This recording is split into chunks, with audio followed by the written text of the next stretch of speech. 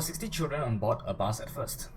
4 boys, 2 girls alighted from the bus. So you must take 60 minus 4 minus 2, right? Then the ratio of number of boys and number of girls became 4:5. So this is a boy, this is a girl. So this is a before and after kind of question, right? Before there were 60 children.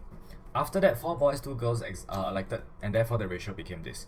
Let's draw a model for the after for the after portion first. So boys, girls. So the boys will be 4 units. So it is 1, 2, 3, 4, and then the girls will be 5 units. 1, 2, 3, 4, 5.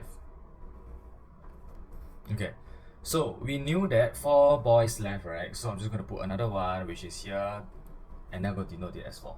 And then number of girls over here will just be maybe 2.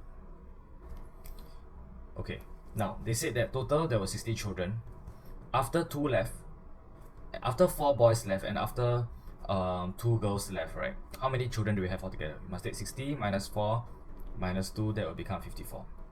And 54 is spread out to 9 units. 1, 2, 3, 4, 5, 6, 7, 8, 9. 9 units, right? So 9 units will be 54. So we find 1 unit first. 1 unit will be 54 divided by 9, and that will give us 6.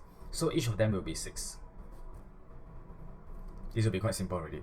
They say find the number of boys on board at first. At first, right, will be 6 plus 6 plus 6 plus 6 plus 4.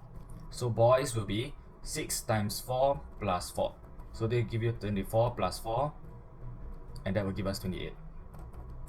Simple, right? Alright, done.